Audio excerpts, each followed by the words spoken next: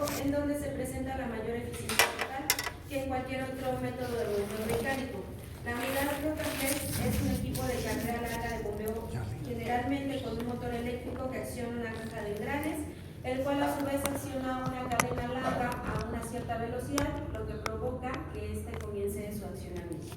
Esta unidad muestra un 100% de accionamiento mecánico de bajo mantenimiento con una alta eficiencia para la extracción de pozos con grandes profundidades, que es la diferencia que teníamos con el Tiben. El Tiben sí tiene una eficiencia de recuperación volumétrica a bajos índices de productividad. Sin embargo, la profundidad a la que llega no es muy grande porque la varilla no tiene ese soporte para realizarlo. Acá sí es un tipo pedestal, ¿no? Como podemos observar, pero es más robusto, está todavía más grande, y el pedestal que tiene la parte de abajo, ¿no? Toda esa base hace que tenga mayor firmeza, mayor eficiencia para que pueda desplazar la cadena.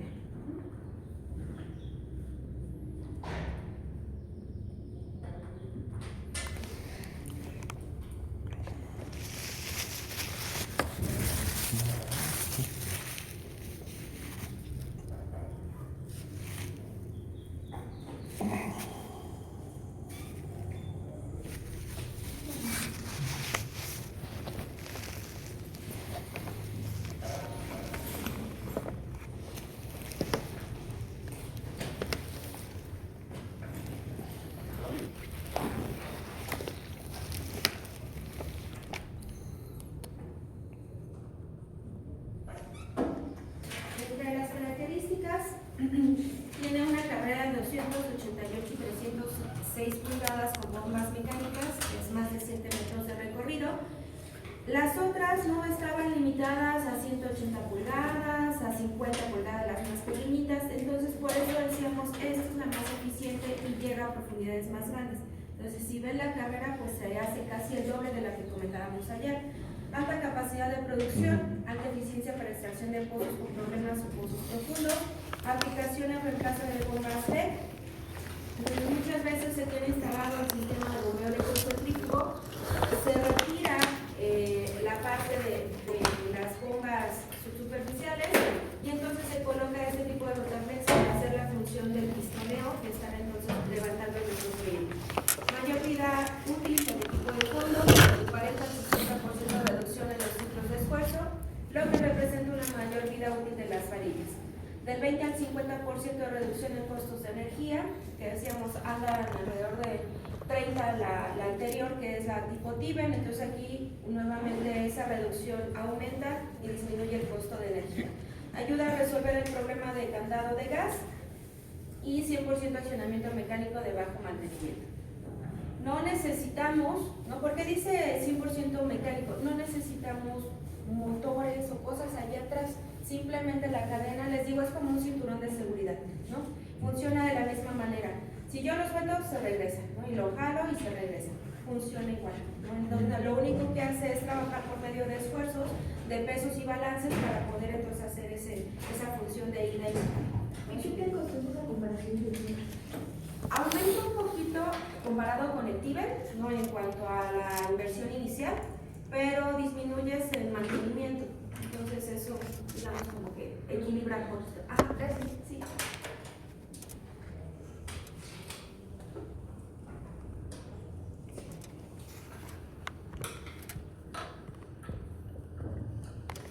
Pero no conforman.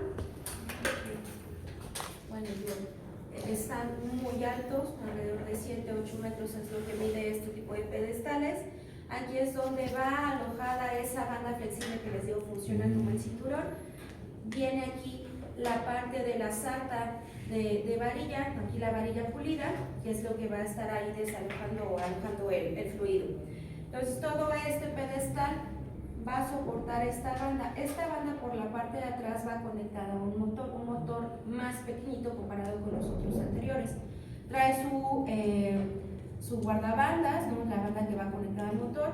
Esta va a ir instalada así, entonces lo que va a hacer es subir, bajar y nada más. No tiene todos los elementos que veíamos ahí. Obviamente aquí vemos un tanque de combustible para hacer la parte de brindarle energía al motor y nada más. D nos dice que tiene un contrapeso y un arreglo mecánico dentro de la carcasa, que les digo justamente es esa función de sube y baja. Guardapoleas, caja reductora de engranes, que era la que les mencionaba, está aquí al lado del motor, y ya. Pues aquí está nuestro cabezal de producción, que casi no se alcanza a percibir. Sobre esta viene nuestra varilla pulida, y ahí está. Ese es el funcionamiento de este motor.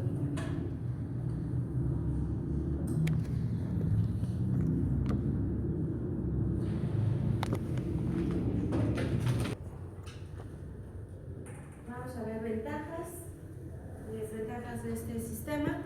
La ventaja tiene una embolada larga y lenta, lo que permite mejorar el llenado del barril, reducir los problemas de golpe de fluido, minimizar el desgaste entre las partes móviles y reducir los esfuerzos de tensión y compresión de la sarta de varilla. Esta es como su principal virtud que tiene este tipo de carrera larga. Como dice, lo principal es esto, mejorar el llenado del barril. ¿Qué es lo que hacemos cuando subimos y bajamos muy rápido? No permitimos que se llene ese cilindro. Entonces, ese llenado rápido hace que haya problemas de golpe de fluido. No sé si ustedes cuando no han tenido agua en su casa y de repente se escucha que empieza a llegar, abren rapidísimo la llave, se escucha como un golpeteo, ¿no? Como un pum. Ese es el golpeteo de fluido que dice aquí. Tiene gas, y ese gas o ese vacío que se produjo, ¿no? Que no le permitimos, si yo abro suavecito la llave, va a empezar a desalojar ese vacío o ese gas que se acumuló, y entonces el fluido agua, en este caso de la casa, empieza a desalojarse. Pero si yo lo abro de golpe o cierro de golpe, eso es lo que se produce. Entonces, lo que causa este problema dentro del cilindro, es que no se llene efectivamente. Vamos a llenar, no llega el fluido, entra, y lo que alcance a entrar, como rebota, ya no alcanza a llenar todo el cilindro, entonces es ineficiente. Entonces, por eso es que este se vuelve, como decía ahí, 100% eficiente en cuanto al llenado del barril, ¿vale? Eso es lo que produce. Mayor eficiencia que cualquier otro método, lo que les comentaba, permite al sistema de bombeo reciprocante aumentar su producción a más de 2.500 barriles por día. El contrapeso es fácil y preciso. Sí, ya es jueves. Sí, ya vamos. Ya vamos. Contrapeso fácil y preciso. Reductores de engranajes más pequeños. El armado probado y embarcado en una sola pieza. No se requiere de la desinstalación para realizar servicios en el pozo. Y esta parte también es importante. Nosotros lo que hacemos, se quita la cadena de la banda, ¿vale? Y se puede volver a instalar la sarta, la grapa, algún elemento que se haya dañado. No requiero sacar toda la sarta o quitar todo el pedestal o quitar toda la cabeza del caballo para poder entonces hacer la reparación. Entonces eso también no requiere la desinstalación completa para un servicio.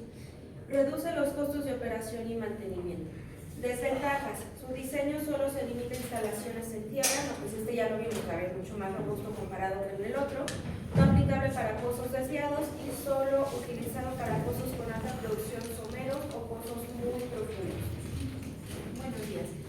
Entonces, aquí, estos sí se utilizan para pozos con alta índice de productividad y pozos muy profundos. No tiene sentido instalarlo en pozos someros porque para eso existen las otras unidades, ¿no? A lo mejor un Tiber me conviene más, es más económico, llega a profundidades más someras o más pequeñas y podemos trabajarlo así. En este caso, sí es específicamente para aplicaciones de pozos más profundos. ¿Dudas hasta aquí?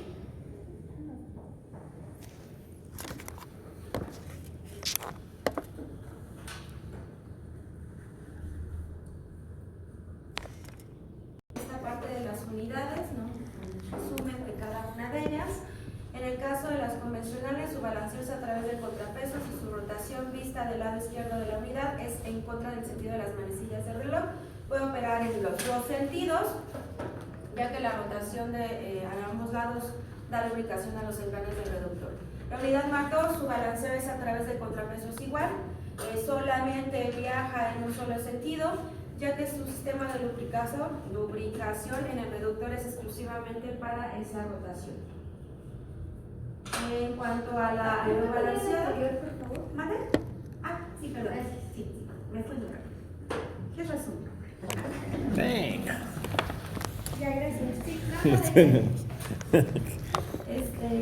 Y en el de aerobalanceada, ¿no? Su balanceo de trabajo es a través de aire suministrado por un motocompresor, lleva el aire comprimido hacia un cilindro amortiguador.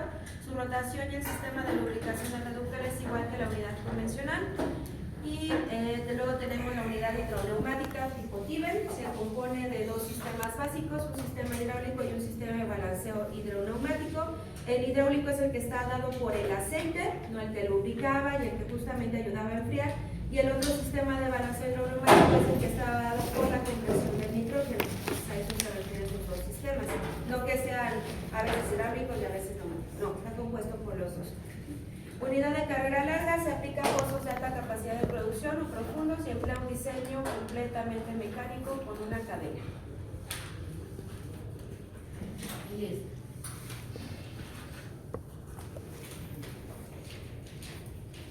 Entonces vamos ahora a los conceptos de aplicación del diseño de unidad de mundo mecánico. Aquí ya vamos a empezar a ver más la parte de cómo se aplica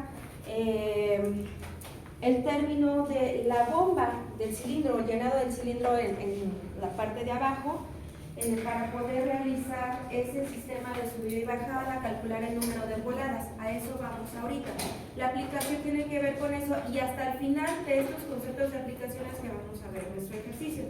Ya les comentaba ayer a algunos compañeros que todavía queda bastante teoría. Es el sistema más estudiado, el más convencional, el que lleva más años operando, entonces es el que tiene mayor información. Entonces, lo vamos a tratar de hacer resumido, pero diría por ahí, tengo mucho que decir. Entonces, así lo vamos a aplicar. Entonces, el principio de aplicación, o el principio por el cual se rige, es el principio de flotación y consiste en tres etapas. Una, cuando el peso del cuerpo es menor que el empuje ascendente y se encuentra en el fondo, el cuerpo sale a la superficie y flota. ¿Cuál es el cuerpo al que se refiere? Las válvulas. ¿Sale? Las válvulas que están accionando ese cilindro, la válvula de llenado y la válvula de desplazamiento. ¿Se acuerdan que veíamos ahí una válvula viajera y una válvula fija, que era la de arriba? Bueno, esas válvulas van a estar haciendo ese movimiento de entrada y salida. Entonces, el cuerpo que menciona aquí, el peso de esa válvula va a ser menor que el empuje ascendente, ¿no? Es decir, cuando nosotros estamos bajando el cilindro, cuando vamos a empezar a llenar, el cuerpo desciende, todo baja. Se encuentra en el fondo, empieza a cambiar la diferencia de presión y empieza a emitir. Es cuando entonces ese cuerpo sale a la superficie y flota. ¿Cuál cuerpo? La válvula viajera. ¿Sí lo alcanzan a visualizar? Sí. Entonces estamos hasta abajo, va bajando nuestra... Este está acá. Perdónenme, ahorita le regreso. Esto bajó, ¿no? Aquí está hasta abajo, es la succión. Los dos cuerpos están cerrados. Cuando empieza esa diferencia de presiones, dice el cuerpo flota. ¿Cuál cuerpo? Este, ¿sale? Este es el peso que cambió por la diferencia de presiones. Este se mantiene cerrado, está fijo, y este es el que empieza a empezar a dejar llenar el cilindro, ¿sale? Hasta aquí vamos en esa primera parte. Hasta ahí nos quedamos. Sí, ese funcionamiento. Queda aquí, ¿no? Se encuentra hasta el fondo, el cuerpo sale a la superficie y flota. Esa valvulita que veíamos ahí. B. Cuando el peso del cuerpo es igual al empuje ascendente, el cuerpo queda en equilibrio dentro del líquido, que es la siguiente parte, ¿no? Entonces nos dice, ya se igualaron las condiciones de empuje, ya tenemos el cilindro hasta abajo, esa diferencia de presiones se está empezando a equilibrar, y entonces el cuerpo entra en ese principio de flotación. Aquí está, es este, ¿sale? El fluido sigue entrando, esta sigue cerrada, entramos en ese equilibrio y esta sigue flotando. Flota en el fluido que nos menciona ahí. Vamos otra vez. Y cuando el peso del cuerpo es mayor que el empuje ascendente, este se hunde, pero aparentemente disminuye su peso, se aligera la columna. ¿Por qué? Por diferencia de densidades. Entonces, el peso del cuerpo es mayor porque ya hizo la función de la succión, ¿sale? La diferencia de presiones que teníamos a la entrada ya se igualó, ya no tenemos esa diferencia, ya es igual a cero. Entonces, acuérdense que cuando esas presiones se igualan, ya no hay paso de fluidos. Entonces, esa diferencia de presiones se iguala, el fluido ya está dentro y entonces este se hunde, se va hasta el fondo. El fluido se empieza a aligerar dentro del cilindro y aparentemente, como dice aquí, disminuye su peso. Lo vemos acá. ¿Qué es lo que ocurrió? Esta válvula que estaba flotando, de repente se fue hasta el fondo. Por la densidad. Por la densidad y diferencia de presiones. Aquí ya no hay esa diferencia de presiones, es igual a cero. Ya no va a seguir admitiendo fluido. Entonces, el fluido que está aquí adentro hace que se aligere la columna, disminuye ese peso de la columna dentro del cilindro, esta baja, sella, y entonces la que empieza a flotar es la de arriba. ¿Sí lo alcanzan a observar? Y sigue flotando la de arriba y la de abajo permanece cerrada. ¿Por qué? Porque el fluido que se aligeró va a empezar a succionarse y levantarse hasta la superficie. ¿Se acuerdan que dijimos, hay dos maneras de aligerar nuestras columnas para poder llevar ese levantamiento artificial a la superficie? Una es a través de accionamiento mecánico y la otra es a través de otro fluido. En este caso, el accionamiento mecánico, les digo, es como cuando tenemos un yogur muy espeso y yo lo muevo, entonces se aligera. Aquí no es precisamente que yo lo esté moviendo, ese movimiento lo hacemos con el pistoneo, sube y baja, es el movimiento mecánico. Eso fue cuando ya se llena, o sea, se vacía, me imagino, y vuelve a repetir el proceso. Así es. Entonces, por ejemplo, aquí, este ya se cerró, ¿no? Va a llegar un punto en donde aquí está cerrado, aquí está abierto, sigue subiendo nuestro fluido. Ambas van a estar cerradas. Empieza el movimiento de subida. Cuando empieza ese movimiento de subida, les digo, hay un cambio de diferencia de presión acá arriba. Entonces, el fluido se empieza a admitir a la parte de la sección superior de este cilindro y entonces el recorrido sube hasta que llegamos a la superficie. Empieza a desalojar el fluido ahora hacia la tubería de producción y de descarga y entonces empieza otra vez nuestro ciclo. ¿Vale? Bajan las dos cerradas, pero si te fijas acá ya no hay fluido, ya lo desalojamos hasta arriba, se fue ya el fluido hacia la siguiente parte. Entonces tengo una duda, cuando por ejemplo en la figura 4, ahí ya se cerró la válvula de abajo, ¿no? Ajá, así es. Pero no, o sea, no sé si ya está lleno por completo el fluido o no, o sea, solo llega a un cierto volumen y por el pistón ya es cuando empieza a admitirlo. Así es.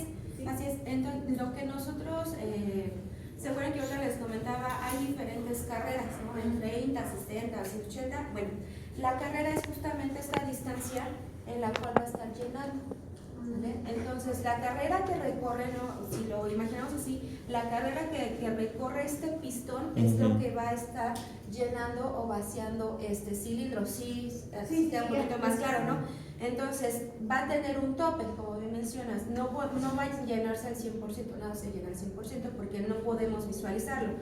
Pero en ese entendimiento de que damos el tiempo a que el fluido admita hasta que la diferencia de presión sea cero, entendemos que ya está lleno. Entonces, se llena, por decirlo así, no al 100, no a lo más que se pueda llenar, y entonces empieza el recorrido hacia la parte de arriba. Nada más para que el otro le empiece a admitir y exacto, para y le empieza a... Así es. Entonces, por ejemplo, cuando ustedes van a inyectarse, es el ejemplo más claro. Se inyectan, meten la jeringa y el envase y empiezan a succionar. ¿Qué succionan? Dos fluidos, ¿no? El aire que estaba ahí y el líquido que viene en la cápsula. Entonces empiezan a succionar. ¿Qué es lo que bajan? Bajan para volver a llenar ese cilindro y vuelven a subir. Lo mismo ocurre aquí, va a llegar un momento en que la eficiencia se mejore. Al principio a lo mejor va a empezar a tener esos vacíos, ya después se va a mejorar la eficiencia si el émbolo y todo funciona bien, en este caso las válvulas, y entonces si yo tuviera una manguerita que desplazara hacia el otro lado, el fluido que yo estoy succionando y cuando vuelvo a bajar, si la de abajo estuviera cerrada, el fluido se tiene que ir para algún lado, ¿no? Entonces sería para la parte de arriba de la jeringa. Así funcionaría más o menos. Sí. Entonces, como que al principio tendría más entrada de gas por el movimiento. Por el propio movimiento. Ya después, es como cuando inicia, pues siempre tarda en arrancar, ¿no? Cuando igual el carro es nuevo, no va a funcionar tan eficientemente cuando ya lleva unos días de uso. En todos los equipos de mecánicos funcionan, entonces, Sí. así funciona, entonces así va a ser. ¿Qué es lo que pasa que la válvula no toma hacia arriba? ¿Esta? Ajá. Por diferencia de densidades, estas también, de densidades y de presión, estas también hay un cálculo para poderlas aproximar en dimensión, entonces estas están hechas a cierta condición de acero. Entonces, solamente se van a levantar de acuerdo al tipo de densidad de la columna.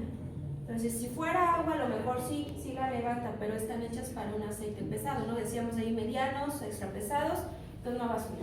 Por esa razón no Sí, sube. exactamente, por esa razón no sube. Entonces, ese es el principio de flotación que tiene. ¿Sí quedó más claro? Sí. Ok. Como un popote, ¿no? En una botella. Ándale, exacto. Puede ser, ¿no? La válvula de arriba.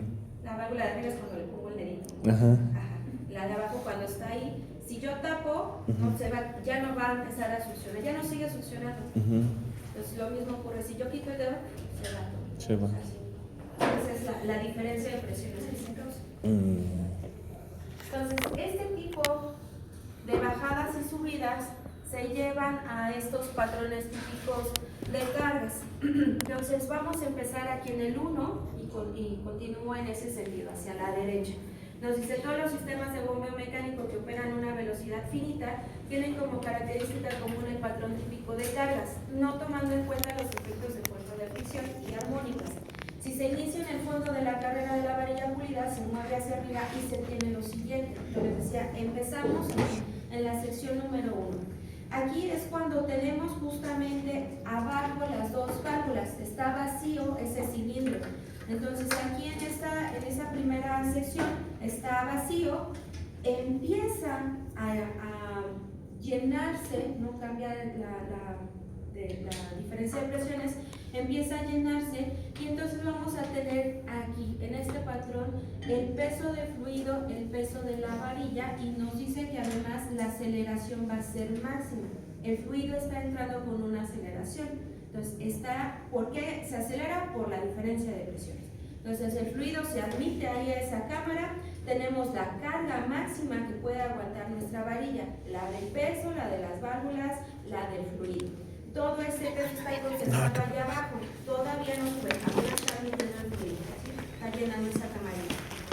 Y es el inicio de la carrera ascendente. Entonces, si ven, esta esfera es la que tiene mayor tamaño, porque lleva peso fluido, peso de las varillas y la aceleración.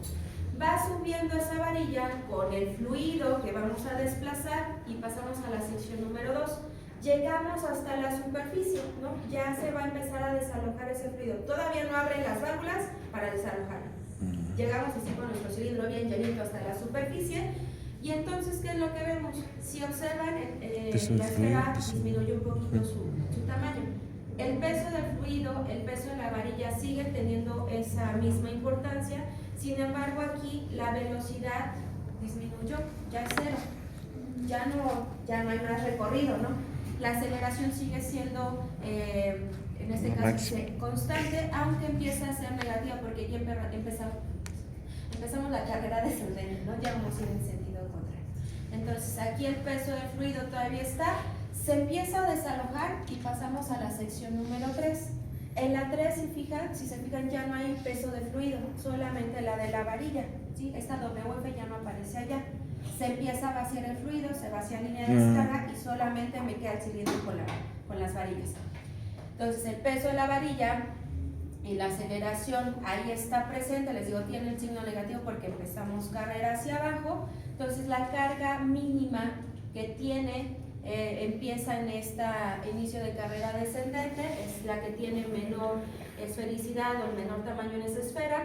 Vamos hacia abajo, fin de la carrera, el peso de las varillas aumentó, no es que se haya aumentado, sino que al recorrer la profundidad el peso aumenta. ¿Sí lo alcanzan a observar? No es lo mismo que yo tenga mi cubetita aquí a que la haga allá abajo, que me va a pesar mucho. Entonces, ese es a lo que se refiere. El peso de la varilla aquí disminuye, pues dice la carga mínima es en la parte de arriba, y aunque este peso de la varilla lo vamos a ver reflejado acá, aumenta por la cantidad de recorrido que tenemos que realizar y la profundidad que tiene. Entonces, la aceleración se vuelve nuevamente positiva porque iniciamos carrera hacia arriba. ¿Sí quedó claro estos patrones? Entonces, ¿por qué es importante visualizarlo? Si nosotros vemos que este peso aquí, ¿no?, que esta esferita es casi del tamaño de allá, quiere decir que el fluido no está llenándose bien o se está rezagando en el camino o algo le pasó. Yo observo que esta esfera o este patrón que tenemos aquí, el peso del fluido es el que tiene mayor impacto, ¿no? Si allá lo vemos, esa esfera, no la traigo aquí, el peso del fluido hizo que aumentara. Entonces, este peso del fluido, si se fijan, es casi similar. La carga de la varilla es constante, no va a cambiar. Entonces, si esto, yo veo que es este tamaño, casi el de la sección número 3, el fluido no está llegando efectivamente. Se perdió, se expandió, se gasificó, se filtró. Hay muchas condiciones que pueden ocurrir. Entonces, estos patrones me sirven para identificar qué es lo que está sucediendo con cada uno de los elementos que se ven aquí. ¿Sí? ¿Ya más claro? Bueno, esta es una forma de verlo aquí en esferitas. Hay otra forma que son las cartas dinamométricas, que es lo que comúnmente se utiliza. Y eso se traslada en esta forma. No, aquí les puse ya para que ustedes estudien cada uno, todo lo que platicamos, ¿no? Pero aquí viene algo más. Zona 2, zona 3 y zona 4. Entonces, eso que les decía, ¿no?, este registro de pesos y de recorridos se toman con las lecturas de las cartas dinamométricas. Este registro que representa la carga instantánea en la varilla pulida a diferentes posiciones durante el ciclo de funcionamiento de la bomba. Y entonces vamos a tener, esa es la carga, la que tenemos del lado derecho, ese rectángulo que se muestra ahí, esas son cartas dinamométricas. No se leen siempre, no se ven siempre rectangulares, ¿vale? Entonces ese es el hecho. Si yo la tengo rectangular, quiere decir que todo funciona a la perfección. Déjenme de la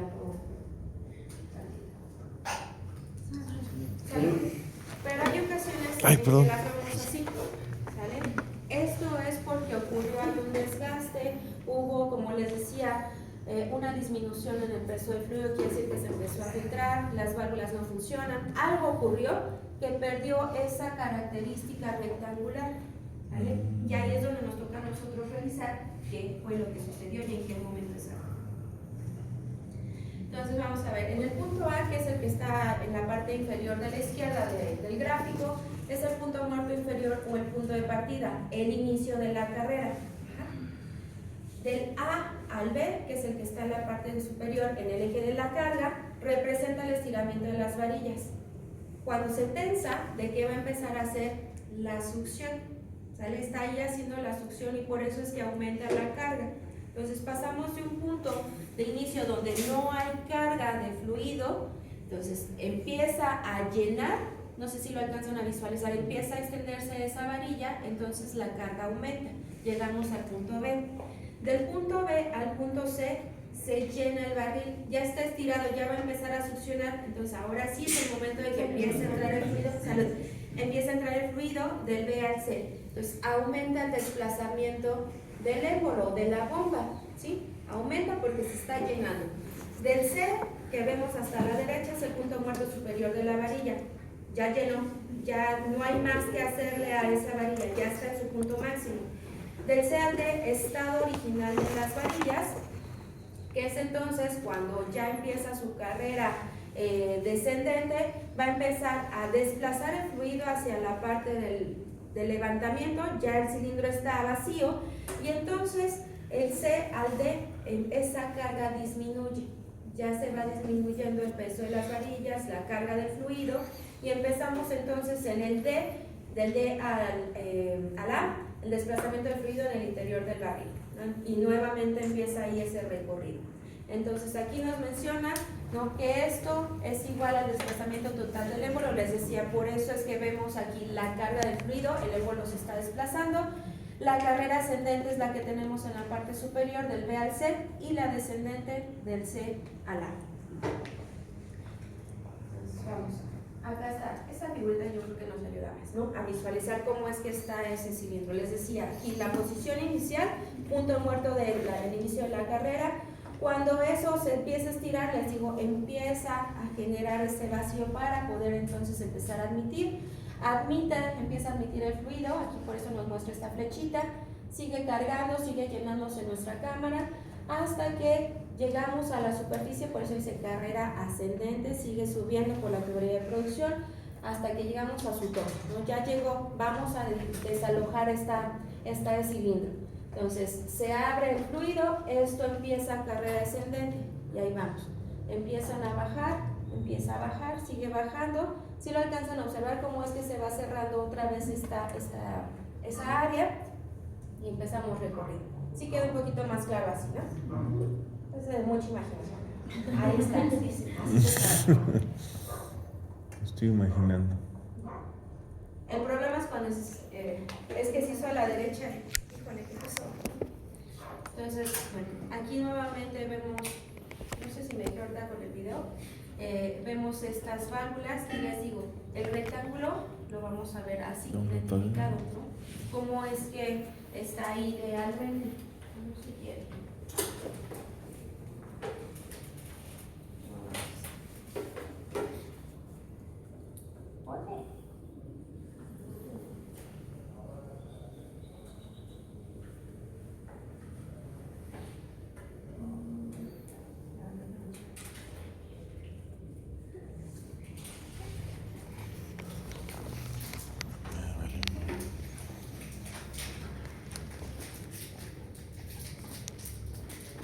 Vamos a ver, esta es la carta de fondo y la carta de superficie. ¿Qué quiere decir eso? Que vamos a tener un registrador precisamente de el llenado de la bomba en el fondo y otro de cómo llega ese cilindro desplazado hasta la superficie. Y vamos a comparar. Si en un principio esta lectura fue más o menos rectangular, no podemos inferir que su comportamiento es correcto. Tenemos por aquí que es una longitud de carrera de pistón eficiente, ¿no? Tiene el ancho que tenemos de A a D y de B a C. Entonces podemos más o menos decir que estaba comportando idealmente. Pero cuando llegamos a superficie tiene el comportamiento, ahí lo ven, ¿no? Todo chueco, ya ni siquiera es ese rectángulo que parecía acá. Se movió. Entonces hay que observar qué fue lo que ocurrió. Cuando llegamos, entonces la carga inicial empezó a tener un comportamiento hacia arriba. ¿Qué quiere decir? Que la carga está fallando, está llenándose inadecuadamente este fluido, se llega hasta la superficie, no con ese fluido cargado, pero no vacía correctamente el volumen que tiene ahí. Razón por la cual se empieza a recortar, debería de estar hasta acá, pero no lo vacía, entonces se empieza a recortar hacia la izquierda, la carga es mínima porque ya no puede llenar completamente, entonces se empieza a recorrer. Entonces hagan de cuenta que si iniciaba la carga aquí, no desalojaba acá, hubo un mal filtrado, un mal vaciado y se empieza a recorrer hacia la izquierda. En la siguiente carrera se va recorriendo y se va recorriendo y entonces esto se va enchuecando. Entonces vemos aquí que nos dice hay una mala definición de cargas máximas, el peso del fluido está implicando que haya un mal funcionamiento o desplazamiento de la válvula, el efecto de contrapeso no se está realizando efectivamente, se hace una carga mínima del cilindro y entonces el peso de las varillas está aumentando. Entonces todo eso va a tener impacto en las esferitas que veíamos ahorita ahí en las secciones. Entonces se van a empezar a igualar esas esferas y les dije, no tenemos que igualarlas. Pues hay que hacer, revisar en qué punto empezó a tener ese tipo de comportamiento, si fue en el recorrido, fue en el llenado inicial o en el vaciado final. Puede ser las válvulas, puede ser un candado de gas, puede ser que la varilla no esté soportando, se esté torciendo, algo está ocurriendo. Entonces todo eso nos mencionan estas cartas, por eso les digo es de mucha imaginación, ¿no? Afortunadamente para nosotros hay un manual que nos permite más o menos identificar qué es lo que ocurrió. Entonces aquí vemos, ¿no? En este ejemplo que les ponía, justamente así tenemos nuestra lectura de carta dinamométrica en el fondo. Aquí lo que ocurrió fueron efectos de arena o sólidos, es decir, hubo arrastre de finos que se integraron al cilindro, ¿no? Cuando estaba el fluido entrando hacia el cilindro, esos sólidos empezaron a entrar. Esto produjo ¿no? Además, un efecto de gas, como no había un buen llenado de la cámara porque los sedimentos se quedaron ahí, se empezó a llenar de gas y no de fluido, entonces hubo un efecto de gas. Produjo un efecto de roce por los sólidos que traía ahí, no mayor fricción. Hubo un estiramiento de las varillas y todo eso produjo nuestra carta dinamométrica de superficie. ¿Vale? Entonces, por eso es que la carta que vemos ahí tiene ese comportamiento. Todo lo que ocurrió en el camino nos empezó a detectar justamente por esa carta dinamométrica. Entonces, para eso nos ayuda a hacer esa comparación, la entrada con respecto a la salida. Entonces, bueno, queda un poquito más claro así el ejercicio.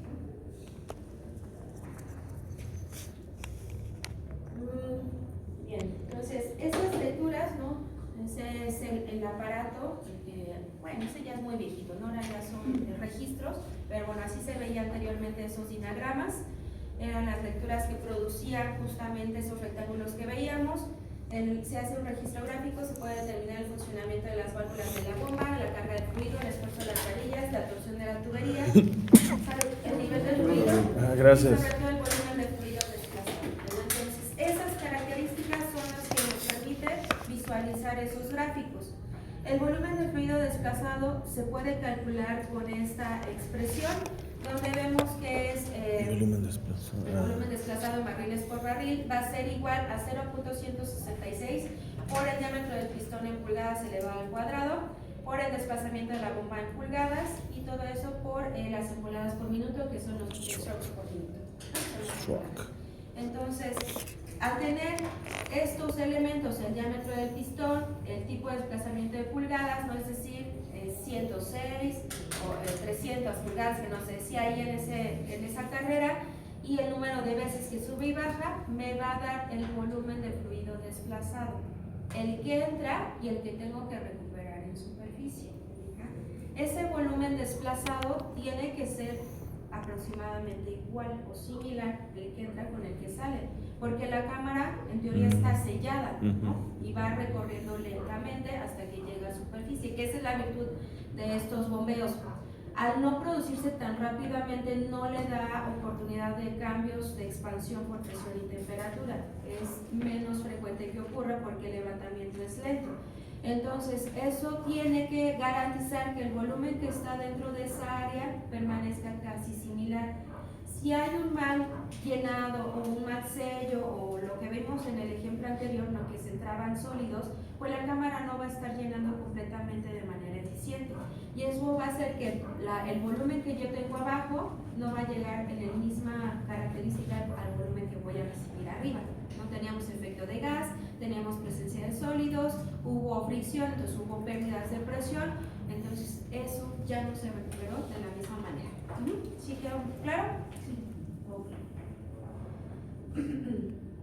Pues aquí vienen, ¿no? Les puse algunos ejemplos de esas gráficas. Les digo, afortunadamente ya hay manuales que nos permiten empezar a comprender y vienen explicadas, ¿no? Aquí yo no les puse las imágenes. Entonces, por ejemplo, en esta primera carta se llama gráfica de bomba indicando compresión de gas. Y se acuerdan que les dije, va a ir recorriéndose el comportamiento de la bomba. Iniciamos aquí y tenía que ser completamente rectangular, por eso nos marca aquí cómo está inicialmente. Salud. Entonces empezó a ver llenado de gas en el cilindro. Entonces hubo efecto de expansión. ¿Se acuerdan el ejemplo que les dije ahorita de la jeringa? No llenó efectivamente porque había vacío, había gas. Lo mismo ocurre aquí, no llena completamente, se acorta el desplazamiento por llenado de líquido. Cuando lo vacía, pues obviamente el volumen que siente o tiene la sensación es un 100%. De eso el 80% fue líquido, el resto fue gas. Entonces, en el vaciado hubo una compresión de gas, se recorta la carrera que va hacia abajo, el desplazamiento de ese émbolo, y entonces esto se va a ir acortando cada vez más, se va a empezar a hacer como diagonal. Esto es por efecto de compresión de gas. El de la derecha vemos una fuga en la válvula viajera, en la válvula de fondo. Entonces esa válvula que está abajo no está sellando efectivamente. Entonces empieza a cargar, ¿no? Aquí va cargando, llega hasta abajo nuestro punto, empieza a desplazarse, estirar, estirar, estirar, pero como no hay un buen sellado, empieza a admitir fluido desde antes que lo tuviera que admitir. Ajá. Dijimos, la admisión empieza de aquí hacia la derecha, ¿no? Empieza a admitir desde este punto, por eso es que se empieza a hacer diagonal.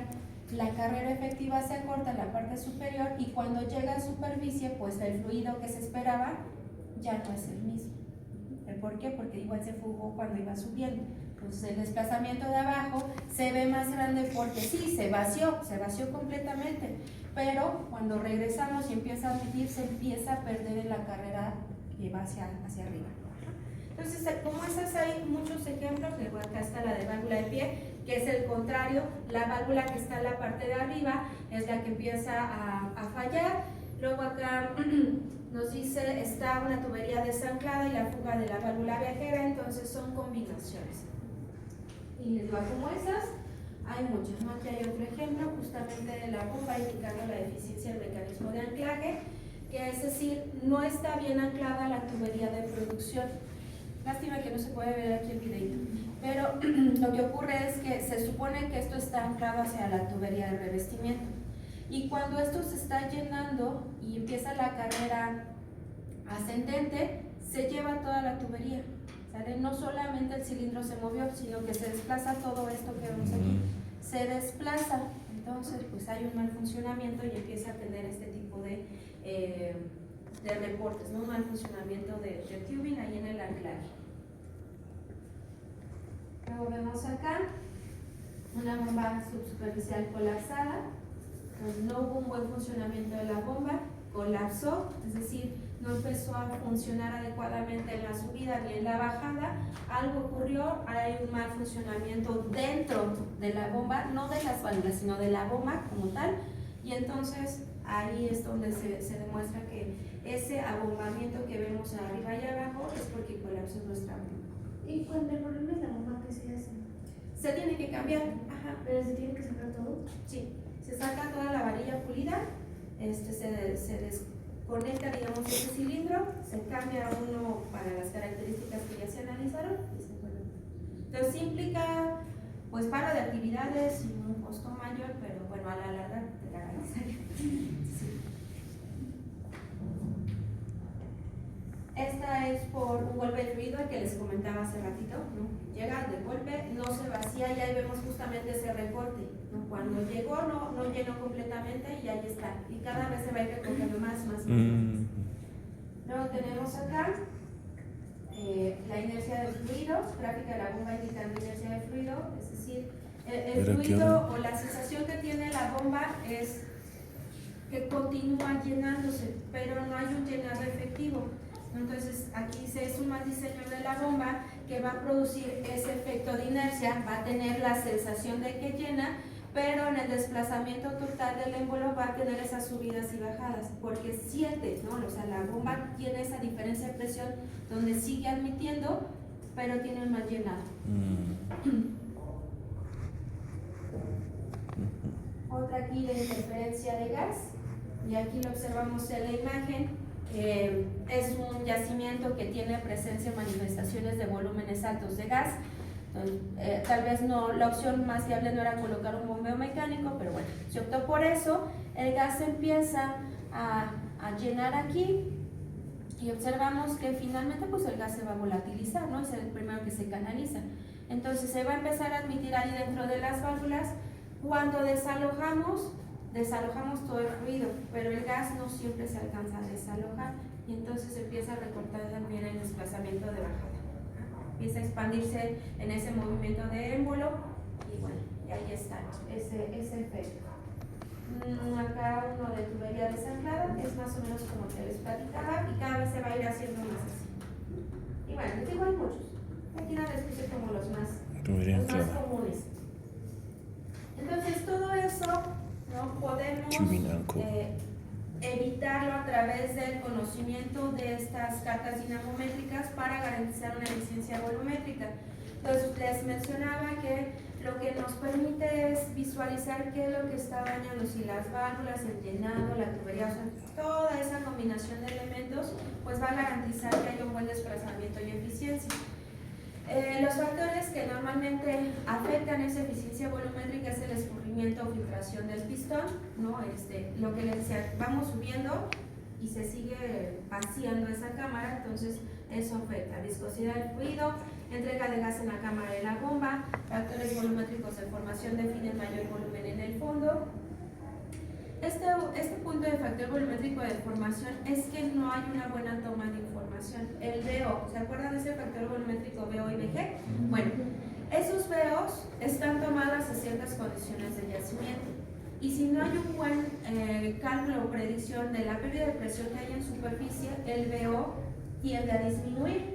Entonces, esto lo voy a comparar con esto. Y se acuerdan en las presiones de desplazamiento, los volúmenes de desplazamiento. Tiene que coincidir. El volumen que yo estoy llenando es el volumen que yo voy a recuperar, afectado por este factor volumétrico llamado VO, ¿no? Recordemos que se expanden por cambios de presión y temperatura.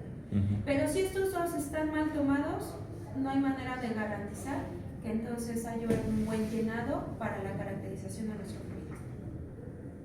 Eficiencia volumétrica va a estar basada en el gasto y en el desplazamiento del fluido. Los valores típicos de 70-80% crudos livianos a medianos, 40-50% para crudos pesados y extrapesados. Es decir, esas bombas trabajan de manera eficiente, ¿no? Eficiente entre el 70 y el 80% de la bomba cuando tenemos presencia de crudos livianos y medianos. Cuando hay presencia de crudos pesados y extrapesados, la eficiencia de la bomba disminuye por la misma característica del fluido, entonces llegamos a tener eficiencias de bomba de 40-50%. El esquema del balancín hidráulico, ¿no? Es decir, cuál es el tipo de unidad que se va a utilizar, el rango de aplicación de bombeo mecánico convencional, ¿no? Tomar en cuenta que no llegan hasta ciertas profundidades, ni varillas desviadas, todas esas condiciones. Crudos extrapesados que puede manejar, ¿no? De 8.5 hasta livianos de 40 grados API.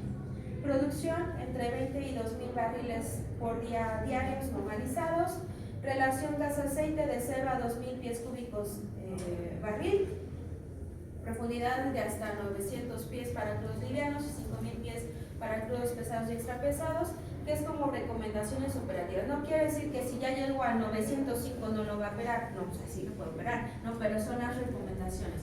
Podemos buscar estrategias, por ejemplo, de llegar a lo mejor a 10.000 pies con uno de carrera larga, pero hay que garantizar entonces que todas las condiciones mencionadas anteriormente, tipo de crudo y eso, pues lo permitan hacer. Los equipos soportan temperaturas de hasta 600 grados Fahrenheit, excepto cuando tenemos presencia de saca de varillas de fibra de vidrio. Ahí sí no aguantan esa temperatura. Entonces todo esto, tomando estas recomendaciones, que son los rangos viables para operar, es que garantizamos esa eficiencia volumétrica. ¿Dudas hasta aquí?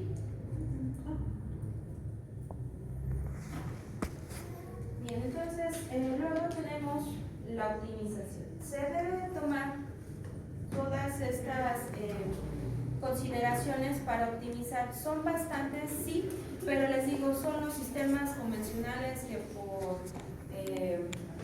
efecto se pueden aplicar a cualquier persona. Entonces, por eso es que nos piden aquí considerar las cargas dinamométricas para poder eficientar eso, hacer más eficiente. Eso, pero hacer más eficiente nuestro sistema, tomar en cuenta la demanda de corriente del motor, no para saber si va a ser de combustión interna o eléctrica, la velocidad de bombeo, producción de líquido, relación gas-aceite, el corte de agua, porque en todo lo que estuvimos platicando nada más nos mencionaron líquidos. Recordemos que dentro del líquido viene fases aceitosas y fases de agua. Entonces, sí manejan cortes de agua, porque en ningún momento nos dijeron no puede manejar corte de agua, nada nos dijeron líquidos.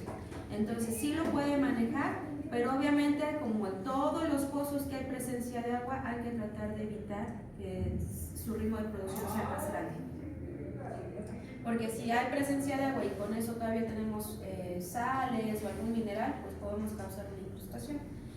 Temperatura y presión en el cabezal, hay que considerar las características no solo en el cabezal, sino de toda la instalación superficial. Por ahí en la lámina anterior venían unos volúmenes normalizados, ¿vale? Venía 900 barriles por día, no, N, ¿no? Venía de una N. Esta normalización tiene que ver con este punto, con la temperatura y presión que tenemos en superficie. La normalización quiere decir que la llevamos a una condición estándar. La estandarización se hace en función de la presión atmosférica y la temperatura atmosférica. Esa es la normalización. Ahora, ¿por qué no se les llama atmosférica? Porque cada condición del país es distinta. Las condiciones que nosotros manejamos como atmosféricas son distintas a las que manejan en Rusia, ¿no? Entonces, la altura, las temperaturas ambientales, todo eso tiene que ver. Entonces, llevan estándares regionales y a eso se le llama normalización. Entonces, esa normalización la tenemos que tomar en cuenta aquí, en la temperatura y presión del cabezal. No nada más es que la dejamos ahí que produzca, hay que considerar esas dos condiciones. Presión y temperatura en el fondo y en el espacio aéreo finalmente siempre hay que tomarlo en cuenta, porque pues el fluido actúa diferente volumétricamente hablando cuando tenemos presencia o cambio de estas dos. Variables que pueden cambiar una vez al año. Aquí, ¿no? A lo que se refiere es el ritmo de producción. Entonces, puede ser que yo haya propuesto, ¿no? A finales de año, que el siguiente voy a producir 20 barriles por día todo el año. ¿Cómo lo hagas? Ese es tu rol. Yo nada más necesito recuperar 20 barriles por día. Esa es la condición que puedo variar una vez al año, ¿no? Por normatividad legal de la Federación. Ahora, ¿qué puedo variar? Las envoladas por minuto, el ritmo de velocidad, ¿no? que estoy haciendo, el tipo de energía que le brindo, eso sí lo puedo variar. Les digo, puedo estar ahí con 20 envoladas por minuto, pero si eso me garantiza 20 barriles diarios, no entiendo. Si con 3 envoladas las logras, no entiendo. Entonces, a eso se refiere, ¿sí? Solamente hay variables muy específicas que se pueden cambiar una vez al año, y eso tiene que ver con temas volumétricos más por cuestiones legales que operativas. Datos requeridos para cálculos en punto particular en el tiempo. Estos datos requeridos tienen que ver con las presiones. Sabemos que el dinamismo del yacimiento es muy grande, ¿no? Entonces, la presión va a cambiar dramáticamente y más cuando estamos explotando de manera fuerte. Entonces, esos datos que nos piden estar calculando cada cierto tiempo, en general son presiones y gastos. La presión estática cambia, permanece constante por un solo periodo de tiempo, pero si empieza a declinar, quiere decir que las presiones también declinaron. Entonces, la energía se perdió, hay que volver a calcular y entonces son los datos que nos solicitan. Presión promedio del yacimiento y profundidad, les digo, son la pareja de datos que igual requerimos para estar monitoreando y ajustando nuestro sistema. Longitud de la carrera, hay que estar verificando que se cumpla con esa extensión que solicitamos, ya sea a través de la carta dinamométrica o del propio registro que vemos en superficie. Configuración de la bomba, configuración de la tubería de producción, configuración de la línea de flujo, tienen que ser adecuadas a las condiciones que vemos en la parte de arriba, y los datos PVT, les digo, hay que ir ajustando el flujo a las condiciones de presión y temperatura. Sí, entonces, todas estas condiciones funcionan para optimizar. ¿Qué es la optimización? Es la mejora de las condiciones actuales. No estoy modificando, no dije voy a cambiar a otro bombeo mecánico, no. El que ya tengo lo voy a mejorar y entonces eso es una optimización. No cambio ni el tipo de fluido, ni el volumen que necesito modificar, el tipo de aceite, no lo puedo modificar, son condiciones que no puedo modificar. Pues lo que hago es mejorar la condición de la unidad y entonces optimizar. ¿Sí? ¿Dudas hasta aquí? ¿No? Y bueno, finalmente, para entrar a la parte de los cálculos del bombeo mecánico, existen dos tipos de métodos: el método Clark-Holden y el método APRP o CL. Entonces son los más utilizados, ¿no? Sí existen otros, pero estos son los que están estandarizados. Estos también los tienen los simuladores. Nosotros vamos a utilizar el Clark-Holden, que es el más viable, es el más sencillo de hacer. En general, para los dos métodos, la información mínima que se debe de tener o suponer es determinar las cargas y desplazamientos de la bomba en el diseño de la instalación.